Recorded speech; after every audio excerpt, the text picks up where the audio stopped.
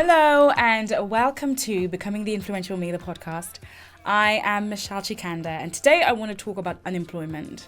Many of you have written to me and expressed your frustrations about being unemployed or the prospect of being unemployed. And today I just want to go through how I would do it if I was in that situation and how I have done it in the past when I have been unemployed, albeit for not very long.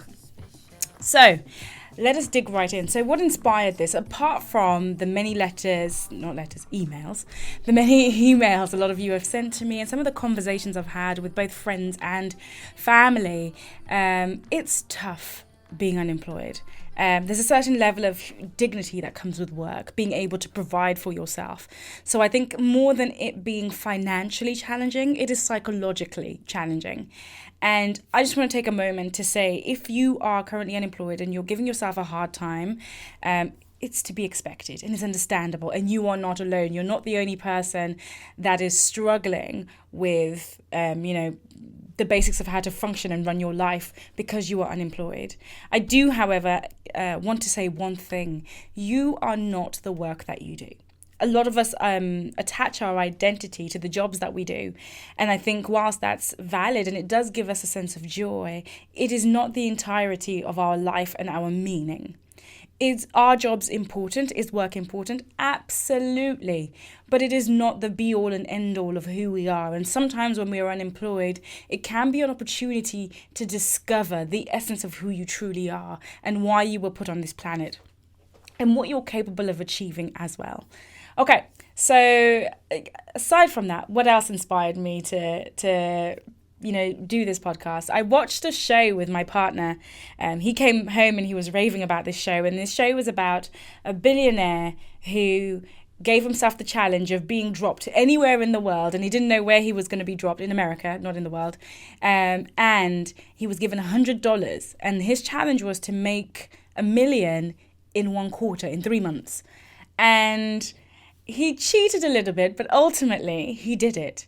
And so it made me think, if you have the skills, the know-how, the inbuilt apparatus to be able to be successful, it doesn't matter whether you're employed or not employed in the short term. You can do it and you will do it. So with that said, how can I support people that are currently unemployed in terms of how they can think about their current situation? And I put together a few points that I would like to share that I hope somebody in that situation would find helpful. Point number 1, and this is going to come as no surprise to anybody that listens or has listened to my podcast. The very first point I would make is use your time wisely. Whether you've been unemployed for 2 weeks or whether you've been unemployed for 2 years, there is a value in working on yourself.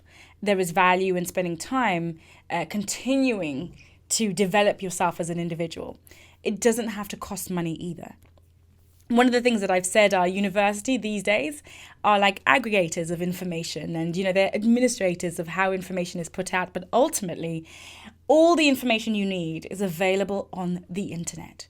You can use your time to create the future that you want in terms of your career by upskilling yourself, reskilling. Maybe it's time for you to learn about the step after the step you currently want to take and what that looks like. I asked somebody before, you're looking for a job as a marketing assistant. Do you know what a marketing director does or what a chief marketing officer does? Because ultimately, if you want to get there, you kind of have to know where you are going. So using the time wisely to really think about how you can create a future in 10 years' time, in 20 years' time, and how you can use this downtime as a platform, a springboard for you to skip maybe 1 or 2 steps in the future. So upskilling yourself, reskilling yourself. The other thing that can facilitate that is your routines. Just having a routine, even if you're not necessarily going to work, staying in bed until midday does not necessarily serve you, but actually having a life of purpose, because your life is beyond your job. So it's kind of thinking, if I was working, I would be waking up early and I would be doing things throughout my day. And then off the back of that, then I would, have a productive day somewhat. And you can still create that, but in your own zone. in your own space.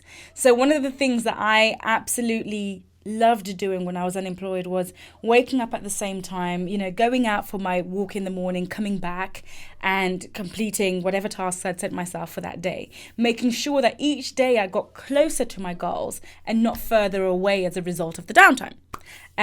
So build routines, build productive routines. Yes, you can watch Netflix for, your weekends and days at a time, whatever, but do things that actually serve you and build routines around those things.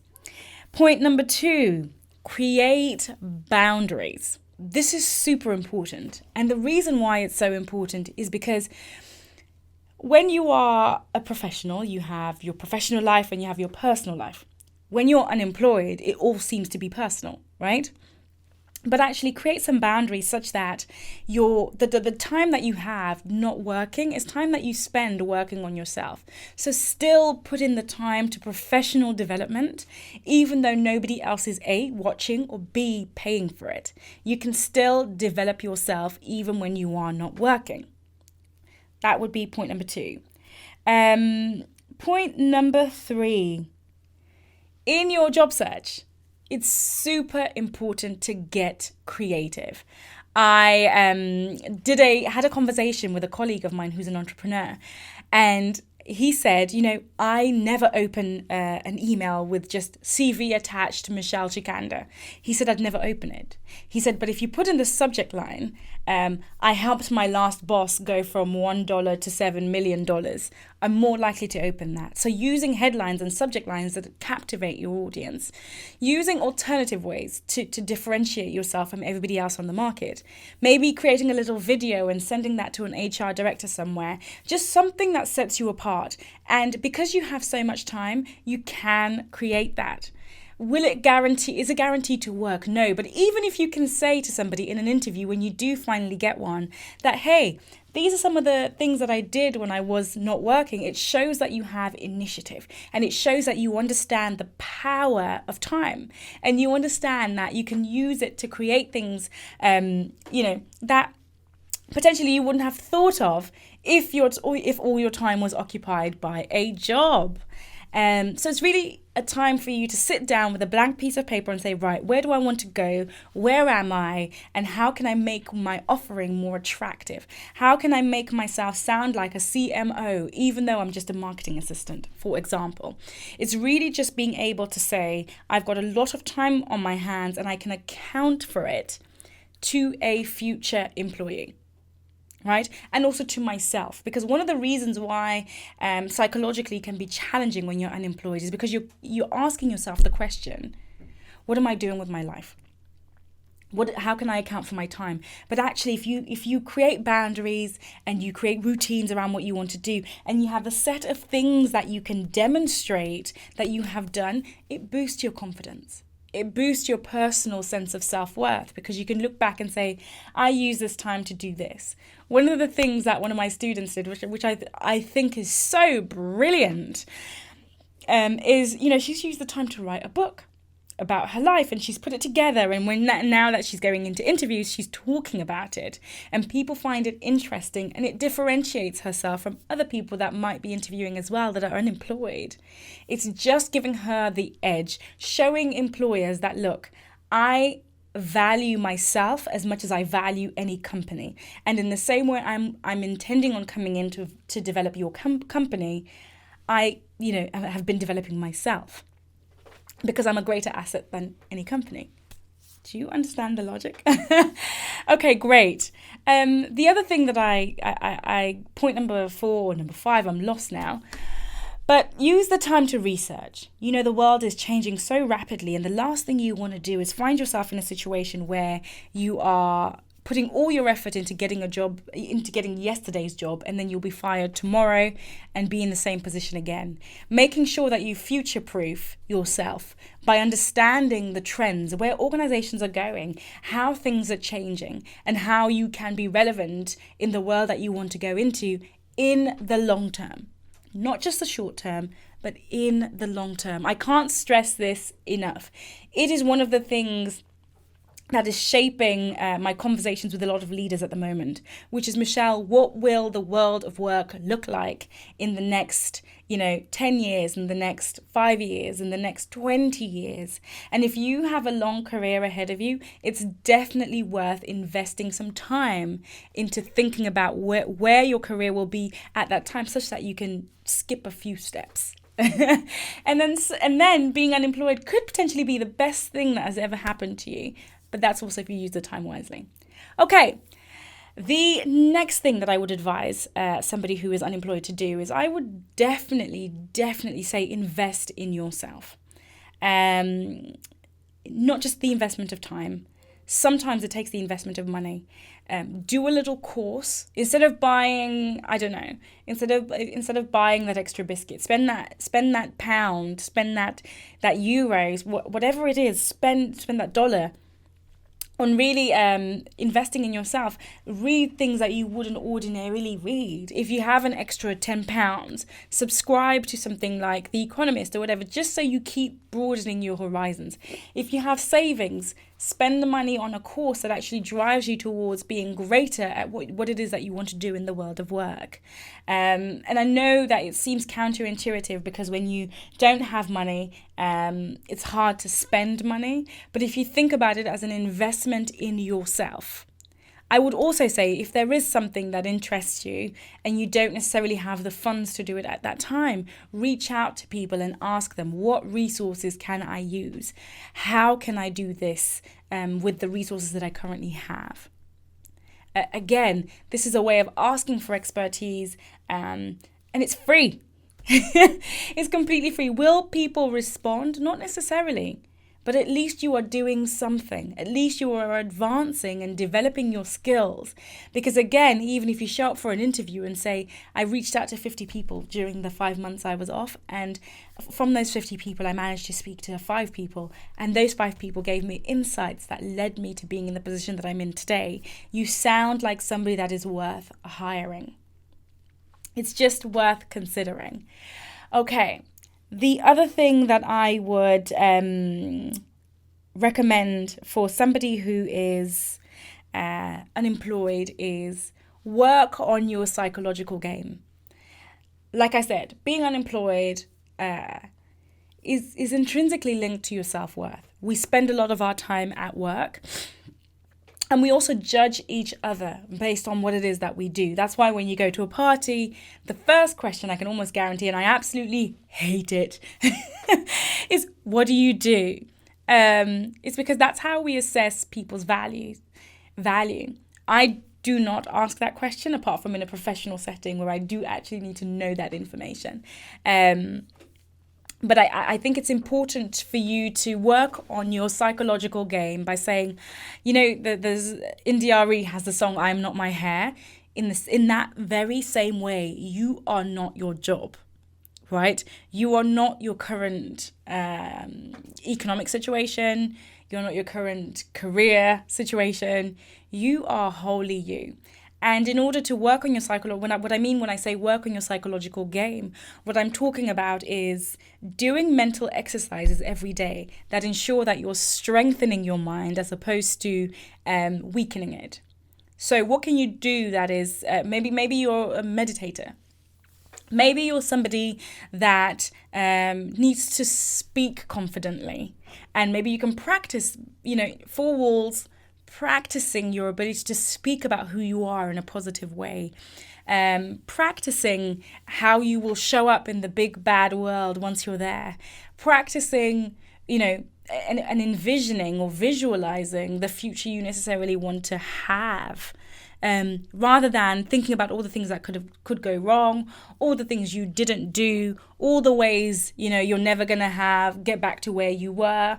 And, all these things that our minds can do to us when we are out of work. But actually saying, I'm going to use this time to visualize the future that I want. I'm going to use this time to write down exactly where my career is going to go.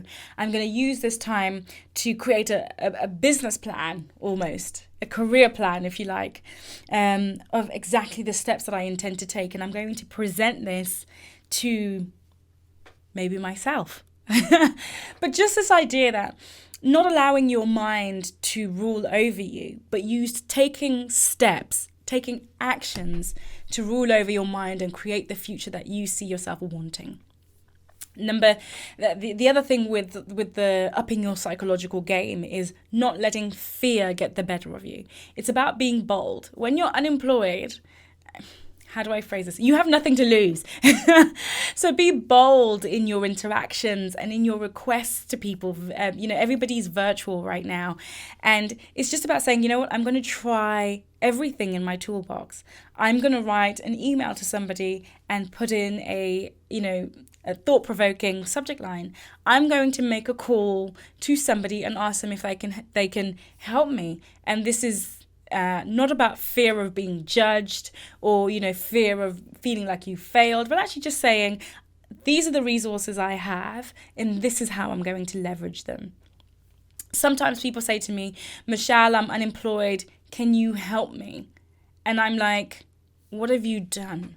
What are you doing? How are you demonstrating that this is a situation that you want to get out of?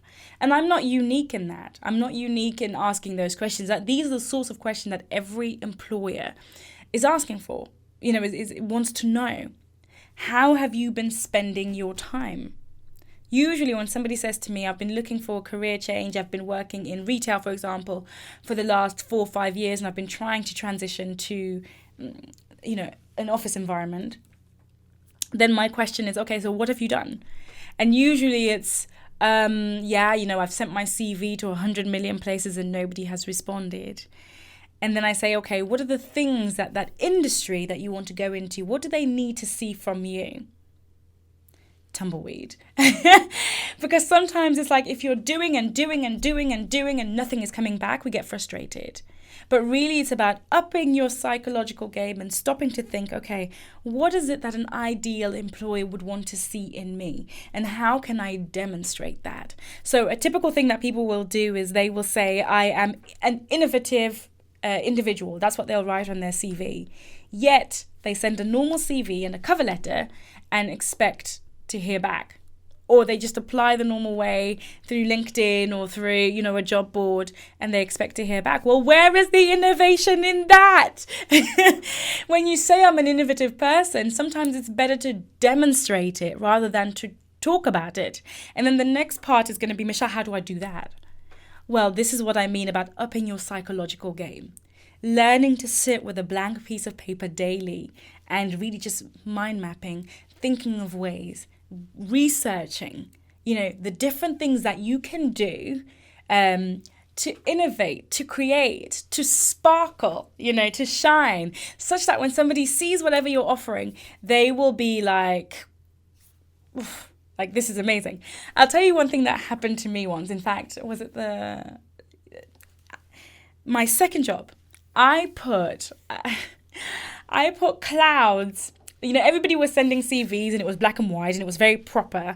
And I put clouds at the top of my CV. Like there was clouds, it was like blue clouds at the top of my CV, and then I wrote down everything else in the blank space. And I remember once I got the job, my manager, one of the first things he said to me was, your CV was hideous. Why would you put clouds on a CV? What is wrong with you? And I said, but it made you take notice. You looked at it and you thought, this is so, I don't know, maybe he thought it was cheap, maybe he thought it was tacky, maybe he just thought, why would you do that? But it made him look. And so I remember saying to him, well, look, I won. I won. You might have thought it was classless, tasteless, or whatever it was that you thought, but it made you look. And because you looked, I got a job. What was my objective? Not for you to look at it and think, this is beautiful, but for you to give me a job. So it's just about innovating. I mean, this was maybe close to 10 years ago now. There's so many more ways that we can innovate and capture the imagination and the attention of those people that we want to hire us. We even have ways of connecting with them, right? Like LinkedIn, Facebook, and all these other things, ways that you can reach out to your prospective employers and sparkle them. So it's not about you saying, hey, can you give me a job? What can I do for you? It's you saying, hey, I looked at your website and this is what's right and this is what's wrong, and I can definitely help you create something that is significantly better. That is just one example. But it's also you being able to do it in a way that is uniquely, truly you. And to do that, you need to make that initial investment of time and potentially money. My last piece of advice to somebody who is unemployed is whatever you do, do not give up. Do not give up on the person you think you can become. Do not settle for less than you think you can be. Because I know that sometimes when we've been searching for a long time, it can feel like, will this ever happen for me? Will I ever be as great as I think I can be? And my only advice is, yes, you can be. Even if you have to take a smaller step to begin with in order to get there, if you apply yourself, if you use your time wisely, if you invest your money in the correct way, then it will happen.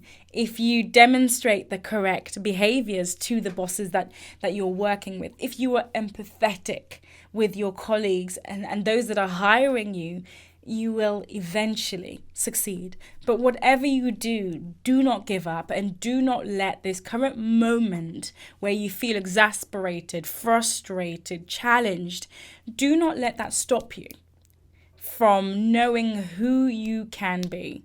I firmly, 100% believe that you can be whoever you think you can be. And it's about stretching that thought and making it even bigger. I said one final thing, but there is also another thing that I think is useful. Align yourself with people that are currently working and get their expertise. Sometimes what we do when we're unemployed is we hang out with other people that are unemployed. But actually it's about hanging out with people that you know that are doing the work that you want to do, and asking them, having casual conversations with them. How's it going? What are you learning? What sorts of things are you doing? Staying abreast of what's going on in business and in the career that you want to have is super important, because you can have intelligent conversations with people as a result of the knowledge that you gather during the downtime. And one of the best places to tap into that knowledge is from other people that are currently doing that work, right? Even ask them, hey, do you need any support with the work that you're doing? Or do you want to share ideas? As if you are part of a network of professionals. And that's kind of how you need to think about yourself. You are a professional, and you're a successful professional, but you're just having some downtime. And in that downtime, you are getting stronger, you're getting better, you're getting more knowledgeable, and you are creating shortcuts for your future career. If you're employed, I'm sending you all the strength in the world, and I know that you can, if you apply yourself in the right way, achieve whatever you set your mind to.